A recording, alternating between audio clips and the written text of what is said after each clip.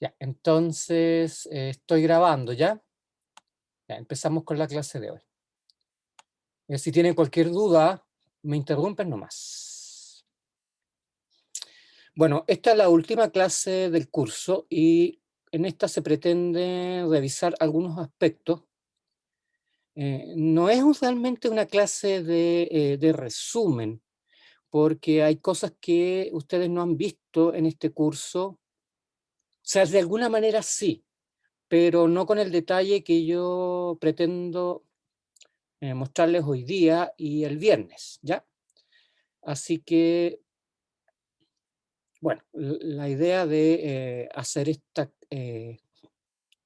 incrementar un poco las horas de esta clase fue que ustedes puedan, que les sirva para básicamente como repaso de la materia, pero también para ver algunos aspectos que son importantes con respecto a la materia. Bien, entonces,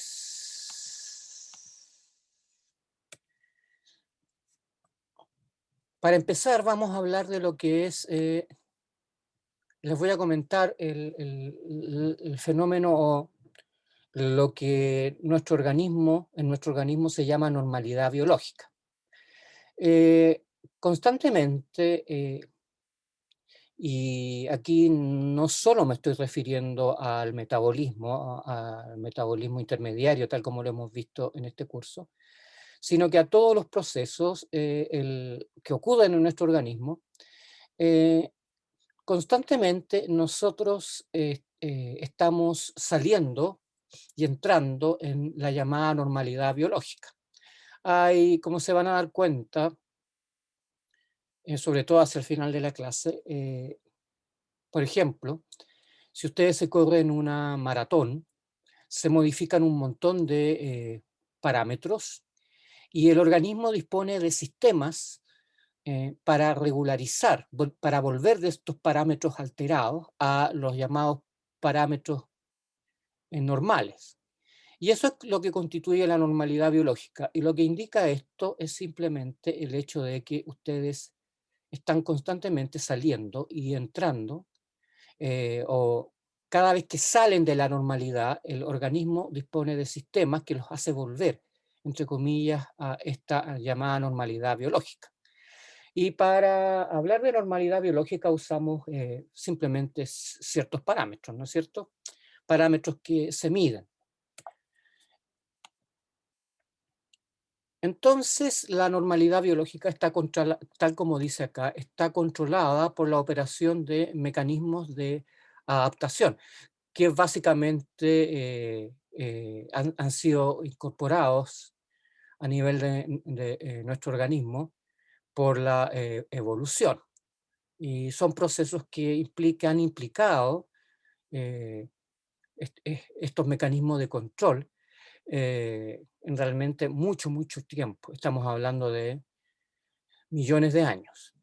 Entonces, si ustedes toman en cuenta el sistema nervioso, el sistema endocrino y el sistema inmunológico, estos tres sistemas de alguna manera tienen mecanismos que implican el control de los procesos que están relacionados, obviamente, con su funcionamiento y la entrada y salida de la normalidad. Así que acostúmbrense un poco a ver el sistema en nuestro organismo como lo que se muestra acá. Un sistema que se desregula propiamente dado por el funcionamiento de los sistemas que aparecen acá, básicamente, y estos mismos sistemas tienen mecanismos de control para volver a la llamada normalidad. Ahora, en general, todos estos sistemas, el sistema nervioso, endocrino y el sistema inmunológico, que son los que regulan básicamente la vuelta a la llamada normalidad biológica, tienen distintas características. Una de ellas es la ritmicidad, sea, son mecanismos que tienen, por ejemplo, ciclos de distintos tipos de ciclo. Uno muy característico podría ser el ciclo circadiano. Requiere además de reservas funcionales, si ustedes lo piensan. Todos estos sistemas van a requerir moléculas, metabolitos, que regulan la entrada, la vuelta a la normalidad biológica, ¿no es cierto? Hablemos de reservas funcionales. Pensemos, por ejemplo, en lo que ocurre cuando ustedes se encuentran o entran en un proceso o en una etapa de hipoglicemia, debido a que disminuyen el consumo de carbohidratos. En esa situación, los ácidos grasos que están contenidos en los triacilglicéridos del tejido adiposo, ustedes saben, se degradan para dar ácidos grasos, y esos ácidos grasos permiten nuevamente regular la glicemia. Esto obviamente implica una actividad metabólica adecuada. Esto es súper general, ¿eh? En realidad, aquí lo que estamos tratando es de ordenar un poco la materia que vamos a revisar ahora. Y esta actividad metabólica adecuada está relacionada con el llamado balance metabólico orgánico. Los procesos metabólicos, obviamente, requieren de mecanismos de balance, porque, como ya se dijo, ustedes, por el mismo funcionamiento de nuestro organismo, pueden salir, entre comillas, de esta llamada normalidad biológica que incluye ciertos parámetros, porque la normalidad la definimos en base a parámetros que se miden. Entonces, este llamado balance metabólico orgánico o metabolismo balanceado requiere de 3 patitas que aparecen acá. Y eso es lo que vamos a analizar durante esta clase, con distintos ejemplos. La llamada integración metabólica, la regulación de los procesos metabólicos y las interrelaciones que se establecen entre estos metabolitos. Si de repente algo no les queda claro, por favor, pregunten. Bien. Profe, Dime. ¿la normalidad biológica se podría entender como la homeostasis o son cosas distintas? Es lo mismo. Es la Ah, ya. homeostasis. Es la homeostasis, sí. Ah, Es gracias. exactamente lo mismo. Básicamente son el conjunto de mecanismos que permiten que nuestro organismo se pueda adaptar a un funcionamiento óptimo, ¿no es cierto? Ustedes han tenido o van a tener fisiología, por ejemplo, y en fisiología ustedes estudian en el fondo esto mismo, pero mirado desde el punto de vista de la regulación de, entre comillas, lo que la gente llama los procesos fisiológicos, ¿no es cierto? Digestión, por ejemplo, podría ser uno. Fíjense que para que ustedes, para entrar en materia, nosotros tenemos mecanismos que regulan la glicemia. Y si nosotros consideramos como balance metabólico orgánico la regulación de la glicemia, y fíjense que en la primera parte os voy a mostrar 3 diapositivas donde hablamos básicamente de los metabolitos que tienen importancia en la dieta, que son los carbohidratos, los lípidos y los aminoácidos, las proteínas. Básicamente, el primer punto sería la regulación de la glicemia. La glicemia debe ajustarse a un valor de aproximadamente esto está archi estudiado, alrededor de 100 miligramos por decilitro. Entonces, si la glicemia debe estar alrededor de este valor, cuando se sale la glicemia de este valor considerado, entre comillas, normal, porque corresponde a la media, disponemos de mecanismos. Entonces, básicamente, esto es lo que hemos visto nosotros en clase, ¿no es cierto? La glicemia tiene una entrada que es la glucosa que ustedes adquieren en, eh, en la dieta, ¿no es cierto? Aquí aparece glucosa dietaria. Entonces, esta es la entrada.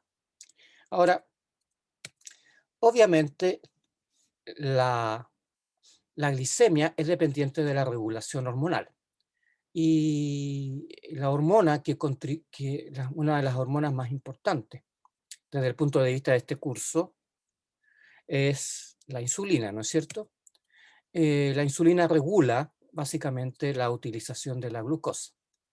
Y lo que hace la insulina, en forma resumida, es, en forma muy simple, estimular la oxidación de la glucosa. Entonces, a través de un proceso que ustedes ya han estudiado, que es la glucólisis, la glucosa se oxida, genera piruvato, acetilcoenzimo A, que va al ciclo de Krebs, básicamente. Y acoplado al ciclo de Krebs funciona la fosforilación oxidativa, que tiene por función principal la síntesis de ATP. La síntesis de ATP, ¿por qué? Porque esta es la molécula, digo yo siempre, la molécula mágica, sin la cual nuestro organismo no funciona. Entonces, la oxidación de la glucosa tiene por finalidad, finalmente, generar ATP. Ahora, la glucólisis no es el único proceso asociado al metabolismo de la glucosa. Están las vías de las pentosas, que también analizamos en este curso, que tiene por finalidad generar fundamentalmente NADPH, que puede ser utilizado en procesos biosintéticos, como la síntesis de colesterol y la síntesis de ácidos grasos. Eso ustedes ya lo saben. Además, la glucosa puede puede entrar a la vía de la glucogenogénesis, que implica síntesis de glucógeno. Y el glucógeno es importante porque es la manera que nosotros tenemos para poder almacenar glucosa en forma de un polímero, ¿no es cierto? Un polímero llamado glucógeno. En las plantas es básicamente almidón, pero en los animales es glucógeno.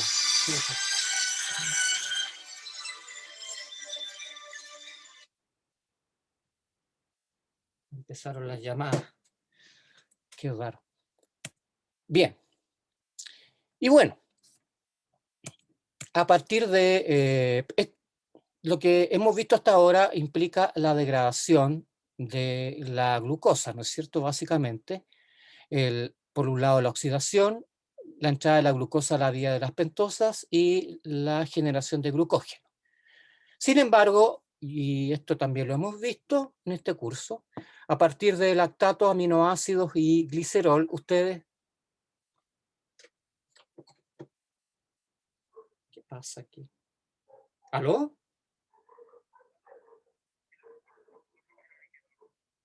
Equivocado.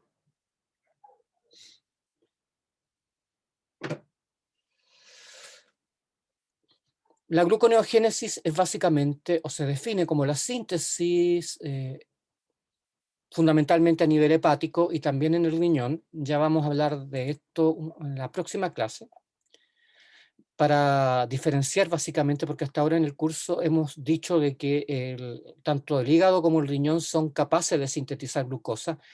Sin embargo, no hemos contextualizado cuando les hemos dicho que el hígado es fundamental para la síntesis de glucosa, pero no hemos contextualizado este fenómeno a nivel del riñón, que es importante. Bueno, la síntesis de glucosa a partir de sustratos, moléculas que no son carbohidratos, básicamente lactato, aminoácidos y glicerol, ¿no es cierto?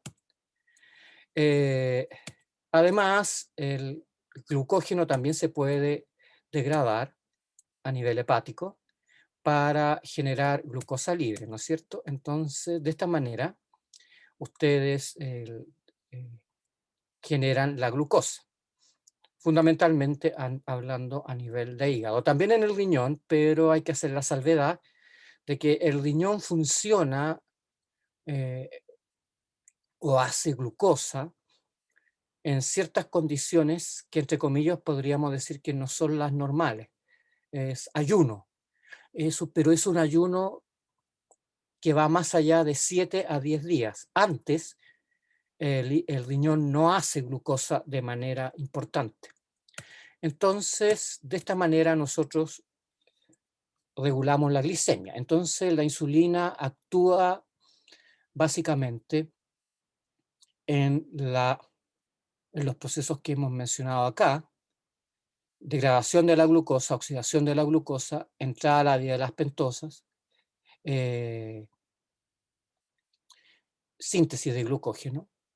Y la otra patita es la síntesis de glucosa, entonces, que es mediada básicamente por glucagón a nivel hepático. Y mediante estos dos procesos, o dos tipos de procesos, ustedes regulan la glicemia, ¿no es cierto? El detalle ustedes ya lo conocen, porque lo vieron en este curso. El otro objetivo, el segundo objetivo fundamental, sería la regulación de la lipemia. ¿Qué es lo que es la lipemia? Simplemente los niveles de lípidos en sangre. Y aquí, por analogía a lo que vimos anteriormente, una lipemia normal,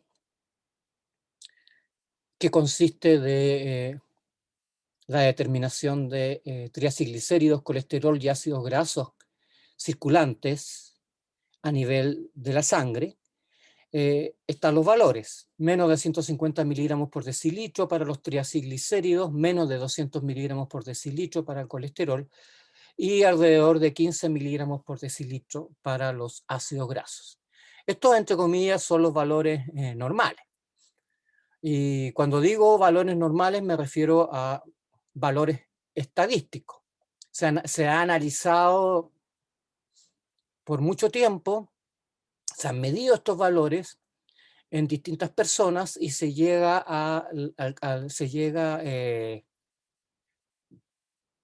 al convencimiento de que estos serían los valores promedios considerados para un individuo normal. Lo mismo pasa con la glicemia, ¿no es cierto? Ahora, fíjense que, de nuevo, igual como lo vimos anteriormente, la lipemia depende de la dieta de lípidos.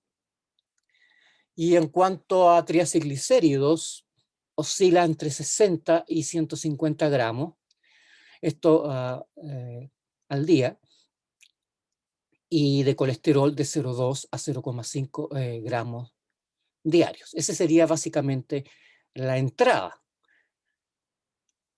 Ahora, ¿qué pasa con la utilización?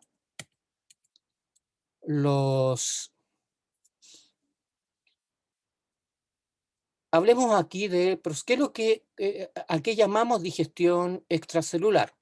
Básicamente es el proceso que involucra la degradación de estas moléculas fuera de la célula. Y lo que tenemos es, y eso ustedes también lo han visto, los niveles básicamente de ácidos grasos, de triacilglicéridos circulantes y colesterol, están asociados a los kilomicrones y las VLDL, ¿no es cierto? Los kilomicrones que traen los lípidos a partir de la digestión propiamente tal, fundamentalmente triacilglicéridos, pero también colesterol, y las VLDLs que transportan triacilglicéridos y también colesterol, y esto constituye lo que llamaríamos los procesos que ocurren a nivel de extracelular, a nivel de extracelular, o sea, a nivel del transporte, a nivel de la sangre, ¿no es cierto?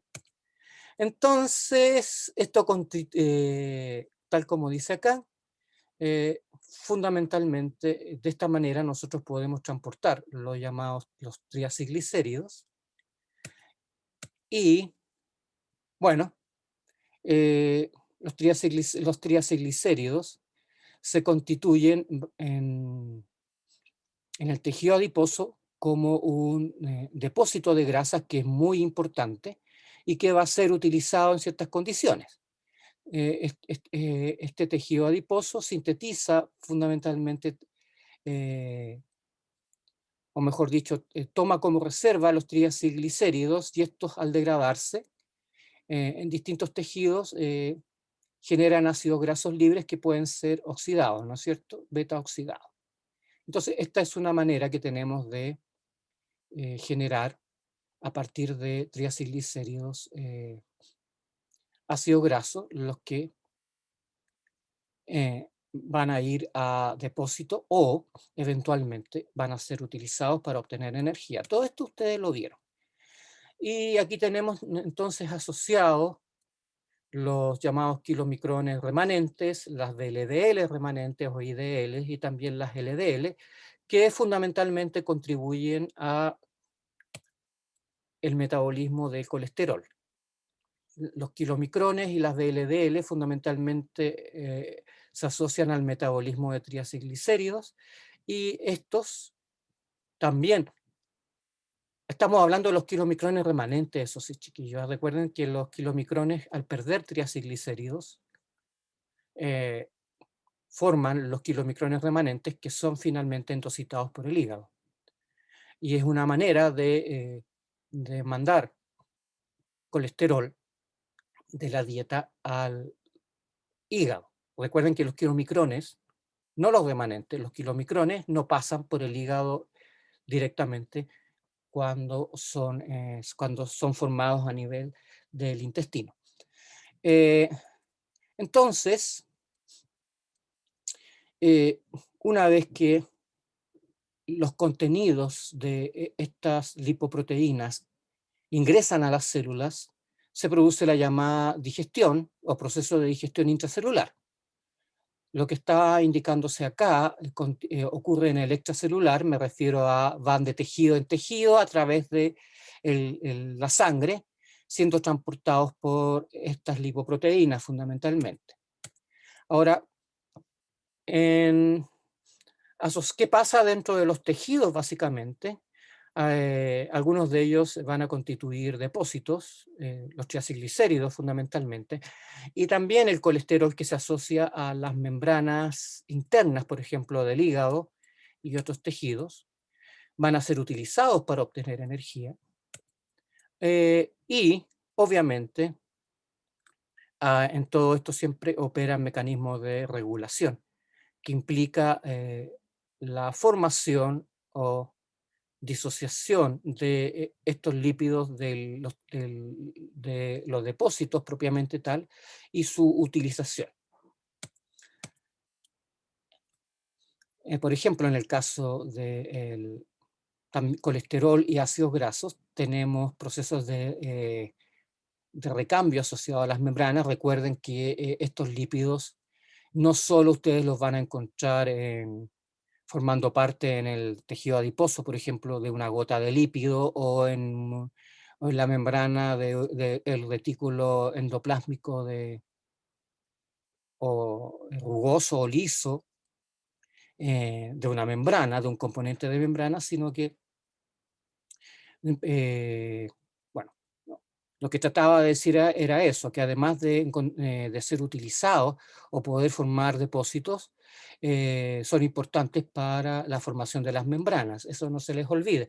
Eso no se estudia tanto en este curso, ustedes lo estudian básicamente en fisiología. Eh, Y a través de las HDL, por ejemplo, que son las que, y aquí me refiero fundamentalmente al colesterol, a través de las HDL el colesterol puede ser eh, tomado desde los tejidos y enviado nuevamente al hígado, donde básicamente el colesterol va a ser eliminado, ¿no es cierto? Recuerden que el colesterol no tiene propiamente tal una vía de oxidación asociada a sistemas enzimáticos propios de nuestro organismo, propios de nuestro hígado. El colesterol propiamente tal o se convierte en sales biliares y de ahí pasa al intestino, o el colesterol, el colesterol puede ser oxidado en el mismo sistema digestivo por bacterias. Y básicamente son las bacterias las que oxidan el colesterol a moléculas derivadas de colesterol que pueden ser eliminadas. Repito, nosotros no tenemos un sistema propiamente tal oxidativo de colesterol. El hígado, a partir de la glucosa y de aminoácidos, eh, puede sintetizar también acetilcoenzimo A. Ese acetilcoenzimo A va a la síntesis de ácidos grasos y estos ácidos grasos en el hígado, por ejemplo, se transforman en triacilglicéridos. Además, el acetilcoenzimo A se utiliza como sustrato para la síntesis de colesterol y ambos, fundamentalmente los triacilglicéridos en mayor cantidad y el colesterol en menor cantidad, forman las VLDL, las cuales reparten estos componentes a nivel del organismo, lo que significa aquí producción. Y en el tejido adiposo, los triacilglicéridos pueden ser oxidados para generar básicamente el glicerol, que es la otra patita, porque permite la formación de los triacilglicéridos. Sin este glicerol fosfato, fundamentalmente, no tenemos síntesis de triacilglicéridos, ¿ya? Y bueno, aquí tenemos la salida, que implica utilización, y la producción, que implica la entrada. Entonces, estos procesos, todos los cuales han sido analizados en este curso, entran a regular la cantidad de lípidos circulantes a nivel del tejido, a nivel de la sangre, ¿no es cierto? Lo que se llama lipemia. Bueno, aquí estaban los ácidos grasos. Y finalmente, la movilización de aminoácidos. Nosotros no analizamos tanto este proceso en el curso. En la última clase, en la clase de la última semana antes de que ustedes se fueran de vacaciones, el profesor, bueno, tuvimos las clases de básicamente de oxidación de compuestos nitrogenados, fundamentalmente los aminoácidos, ¿no es cierto? Los aminoácidos circulantes básicamente alcanzan un valor promedio de 4 milimolar en sangre, y esto me refiero a todos los aminoácidos sumados, la concentración de o la cantidad de aminoácidos que circulan en la sangre. De nuevo tenemos de que los aminoácidos que vienen de la dieta, los esenciales y no esenciales, constituyen la entrada que caracteriza el valor de la aminoacidemia. Los aminoácidos son utilizados. Esto lo estudiamos bastante, el profesor Asaf Katz lo mostró con bastante detalle. Vamos a tener utilización de estos aminoácidos. Estos aminoácidos, al ser oxidados, fundamentalmente estos aminoácidos concentran los grupos amino en el glutamato, el cual al oxidarse a nivel hepático, en la mitocondria, genera ionamonio. Y bueno, aquí tenemos el glutamato, que cuando pierde el ionamonio genera perdón, sí, el glutamato genera alfa-cetoglutarato y ionamonio. El glutarato está asociado al ciclo de Krebs. Además, los aminoácidos, o mejor dicho, los átomos de carbono de los aminoácidos que entran al ciclo de Krebs pueden ser utilizados o para la síntesis de glucosa o para la síntesis de cuerpos cetónicos, dependiendo del punto de entrada al ciclo de Krebs. Y el ionamonio es metabolizado, es transformado en urea, y la urea constituye la molécula base para la eliminación renal del nitrógeno de los aminoácidos. También está la glutamina, que al llegar al riñón puede sufrir desaminación oxidativa, lo que lleva a la producción de ionamonio. Eso significa que en la orina nosotros no solo excretamos urea, sino que algo de ionamonio también va a ser excretado. Pero si ustedes comparan el nitrógeno incorporado en urea con el nitrógeno incorporado en ionamonio, la cantidad de nitrógeno asociado a la urea es mucho, mucho mayor. Bueno, aquí están los aminoácidos que en teoría pueden ser desaminados para generar ionamonio a nivel, por ejemplo, del hígado y también, o mejor dicho, fundamentalmente a nivel renal, básicamente. Bueno, los aminoácidos que no se degradan, o al revés, los aminoácidos que van a la síntesis de proteínas se van a degradar, pero no nosotros no estamos todo el tiempo. O sea, nosotros utilizamos la mayor parte de los aminoácidos circulantes para la síntesis de proteínas, y lo que no se incorpora en proteínas va a ser degradado, va a ser oxidado para obtener energía, de nuevo en forma de ATP. Además, los aminoácidos se utilizan también para la síntesis de algunos otros compuestos, como por ejemplo neurotransmisores. El glutamato, que se sintetiza a nivel de la mitocondria, perdón, glutamato que se sintetiza a nivel del citoplasma de las células hepáticas y que viene básicamente del ciclo de Krebs, constituye la manera por la cual nosotros podemos sintetizar aminoácidos.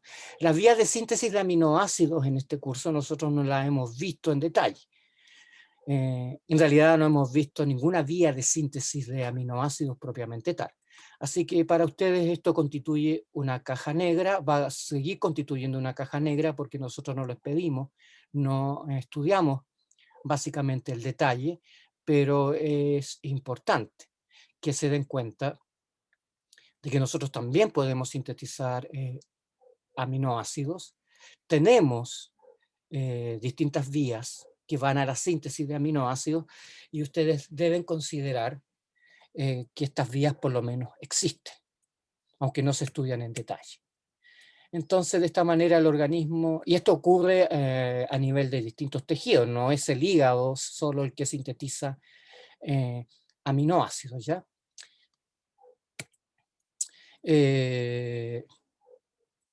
Además, los aminoácidos también se pueden generar por procesos proteolíticos que involucran la degradación de proteínas, ¿no es cierto?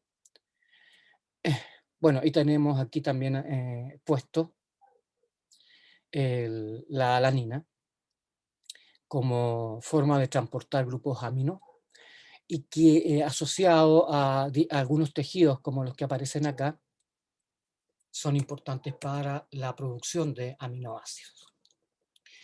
Repito, lo que hemos visto en cuanto al metabolismo de aminoácidos, nosotros hemos visto esto. El detalle de esto nosotros no lo hemos visto, porque si nosotros quisiéramos estudiar, realmente se los digo, si nosotros quisiéramos estudiar los mecanismos bioquímicos las vías de síntesis de aminoácidos, en realidad tendríamos que hacer otro curso, un segundo curso de bioquímica. Eh, a la gente que le interesa esto, hay cursos de posgrado donde básicamente se puede ver esto. No tanto hoy en día en nuestra facultad estamos un poco huérfanos de esto, pero siempre ustedes van a poder encontrar, por si acaso les interesa, eh, algunos cursos que impliquen vías de síntesis de aminoácidos. Yo sé que ahora cuando ustedes están viendo que tienen poco tiempo y tienen un montón que estudiar, lo que yo les estoy diciendo acá en terreno desierto, pero cuando estén cerca de su graduación, estoy seguro que algunos de ustedes van a empezar a mirar estas cosas. Ya, ¿viene alguna pregunta con respecto a esto, chiquillos? A estas 3 diapositivas que hemos visto. Profe, Dime. yo vengo trayendo como una duda respecto a la clase anterior, que justamente aquí igual se trata, que era cuando actuaba la glutamato deshidrogenasa ¿Ya? en el lado izquierdo, el profe había como dicho que esa era una etapa en donde era como más que nada definitoria.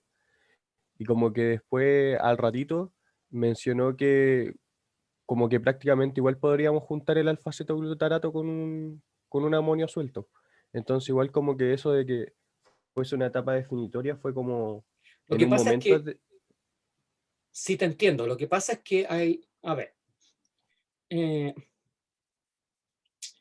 no sé si te acuerdas de la clase en el detalle, pero cuando hablábamos de la oxidación de los aminoácidos, o mejor dicho, de la degradación de los aminoácidos, hablábamos del grupo amino y del grupo y de los átomos de carbono del esqueleto hidrocarbonado de los aminoácidos.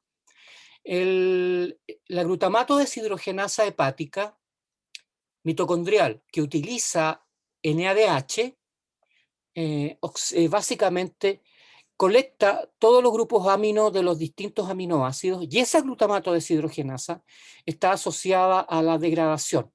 Y cuando a nivel mitocondrial el glutamato se desamina, ese grupo amino va a ir básicamente a la síntesis de urea. ¿Ya? Y lo que no se transforme en urea, por ejemplo, en otros tejidos como el riñón, puede ser excretado.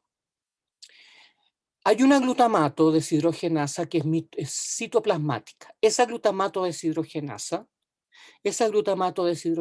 utiliza NADPH. Esto T es transaminasa, por si acaso.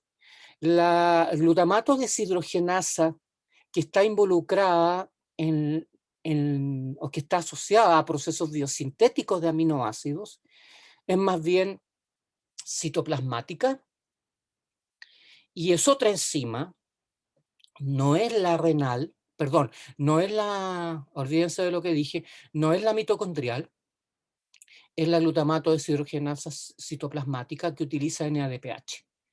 Y recuerden que el NADPH está asociado a procesos biosintéticos. Entonces, sí, sí es verdad. El profe les dijo que cuando el glutamato se desaminaba, este ionamonio va inmediatamente al ciclo de la urea, porque hay que bajar rápidamente los niveles celulares de esta molécula. Recuerden que el ionamonio es tóxico, así que hay que mantenerlo lo más bajo a nivel posible, a nivel de los tejidos, fundamentalmente el hígado. Cuando hablamos de glutamato involucrado en los procesos de síntesis de aminoácidos, estamos hablando de la glutamato deshidrogenasa que utiliza NADPH y que está involucrado en esta etapa. No sé si te respondo lo que tú querías, lo que tú me estabas preguntando. sí, profe, sí, sí. Y otra duda más que se me surgió era cuando el profe había mencionado justamente lo que está a la izquierda, que ¿Sí? era de todos los lugares en donde llegaba, por ejemplo, la alanina en todos los lugares donde llegaba amonio. Pero también mencionó así como al final, como a la colita, dijo que podría llegar amonio como libre, pero ese amonio libre es capaz como de viajar a través de la sangre y poder llegar, o otro mecanismo el que usa. El amonio puede viajar a través de la sangre y llegar al tejido.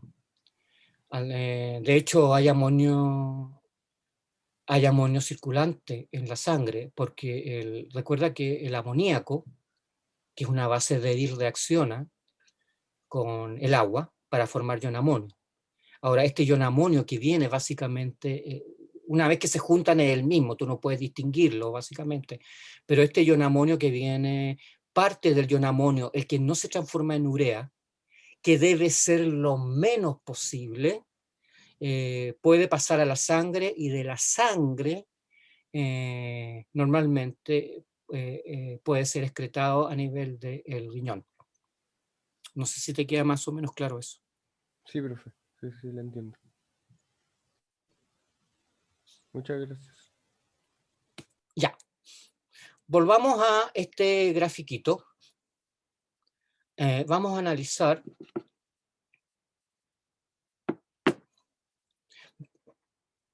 ¿se acuerdan de que yo les había dicho de que dentro del llamado balance metabólico orgánico, que tiene estas tres partes que vamos a analizar de ahora en adelante, gracias a que tenemos este sistema de balance metabólico, es que nosotros podemos regular los procesos metabólicos.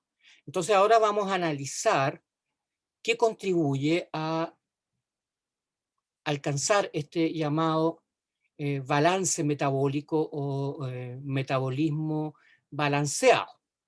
Entonces lo primero que vamos a analizar es la llamada integración. Entonces lo que vimos anteriormente es un cuadro resumen de los metabolitos principales que nosotros utilizamos, que nosotros consumimos normalmente en la dieta y que utilizamos para producir energía y al mismo tiempo para sintetizar compuestos que son importantes, ¿no es cierto? Ya. Hablemos de la integración. Esto ustedes ya lo saben porque lo vieron, el profesor Varela se los pasó al comienzo del curso.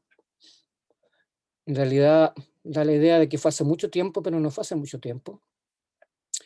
Donde hablamos de catabolismo y anabolismo.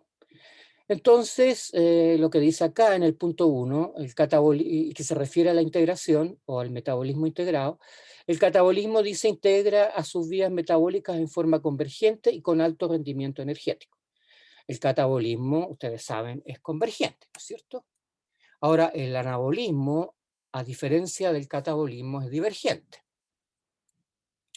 Y depende de energía, ATP fundamentalmente, y en algunos casos de poder reductor. No siempre, no siempre. Entonces, las dos fases, el catabolismo y el anabolismo, funcionan de manera acoplada para poder dar un adecuado uso de la energía dentro del organismo, básicamente.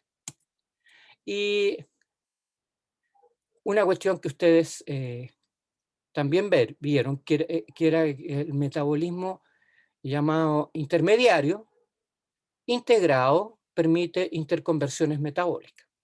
Y eso es básicamente lo que vamos a mirar ahora con cierto detalle. Se me repitió esa diapositiva, no importa. Hablemos de la convergencia y la divergencia. Esto que ustedes tienen acá, también lo han visto. También lo han visto. Pero aquí se los vamos a mirar, se los voy a mostrar de manera resumida. Entonces tenemos primero que nada la fase catabólica, ¿no es cierto? La fase catabólica en su...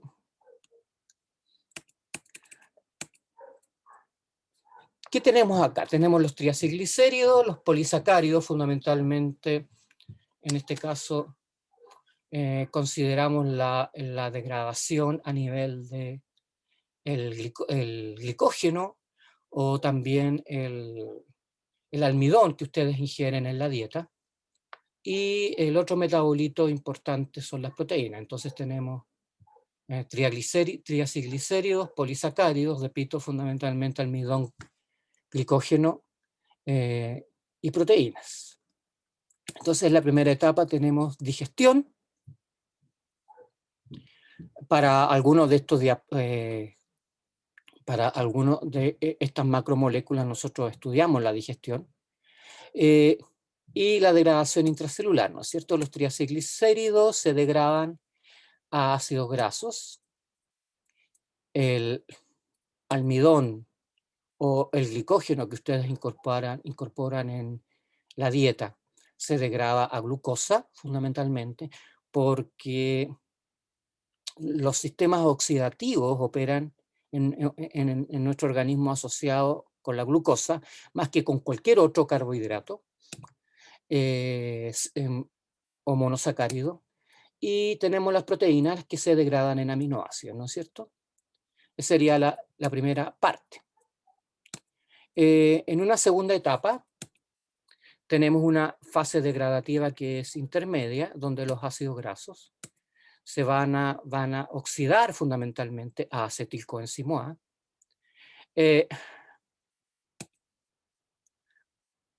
Asociado todo esto al proceso de la beta oxidación, la glucosa se oxida fundamentalmente a piruvato de la glicolisis y los aminoácidos, algunos de ellos, no todos, se pueden oxidar a acetoacetilcoenzimo A y también a piruvato. ¿Por qué hago esta distinción?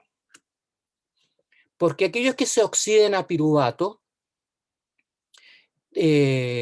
tienen un punto de entrada a nivel del ciclo de Krebs y aquellos que se oxidan a acetoacetilcoenzimo A tienen otro punto de entrada que ustedes deben distinguir.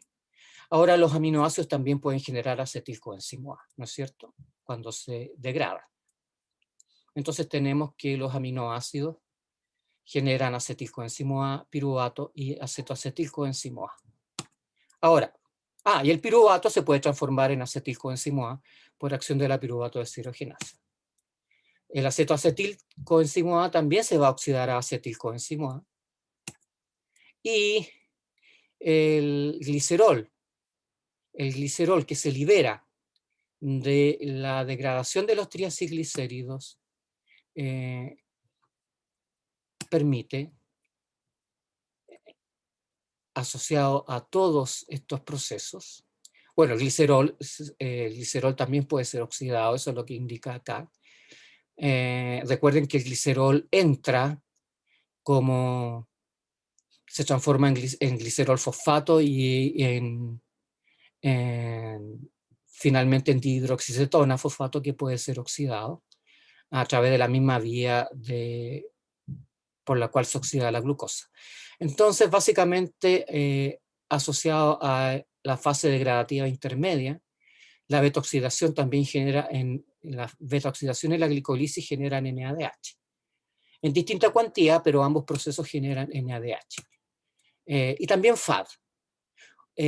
Recuerden que el NADH es soluble, por lo tanto, se puede unir a los complejos tipo 1 de la cadena respiratoria, eso se los muestro en la siguiente diapositiva, y algunos de estos electrones van a formar FAD reducido, pero asociado a, recuerden que el FAD reducido no es soluble, está asociado directamente a los complejos tipo 2. Y hay varios complejos tipo 2, no solamente el que estudiamos en la típica clase de fosforilación de cadena transportadora de electrones y fosforilación oxidativa. Y tenemos finalmente que tenemos una fase oxidativa que es común, donde el acetilcoenzimo A, les voy a recordar, aquí esta flecha indica la formación de utilización de acetilcoenzimo A. Este acetilcoenzimo A entra al ciclo de Krebs, generando los intermediarios del ciclo de Krebs, y este ciclo de Krebs permite la generación de más NAD reducido y también la producción de, o mejor dicho, la entrada de electrones a nivel de los complejos tipo 2, que son dependientes de FAD. Recuerden que la gran diferencia entre el NAD y el FAD es que el NAD es soluble y el FAD no es soluble. El FAD no van a encontrar unido a proteínas.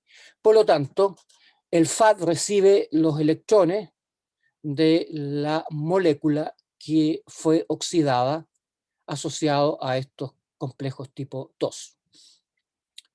Succinato deshidrogenasa, ¿no es cierto? Una forma. Bueno, esto es para completar el gráfico con los aminoácidos. Esta representa la etapa intermedia, la segunda parte. Los aminoácidos, algunos aminoácidos como el glutamato, pueden generar directamente intermediarios del ciclo de Krebs. Algunos otros aminoácidos se van a oxidar a succinilcoenzimo A, y un tercer tipo de aminoácidos también puede oxidarse a fumarato.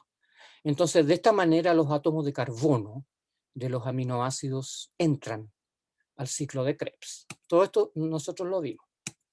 El aspartato puede generar directamente por transaminación oxaloacetato.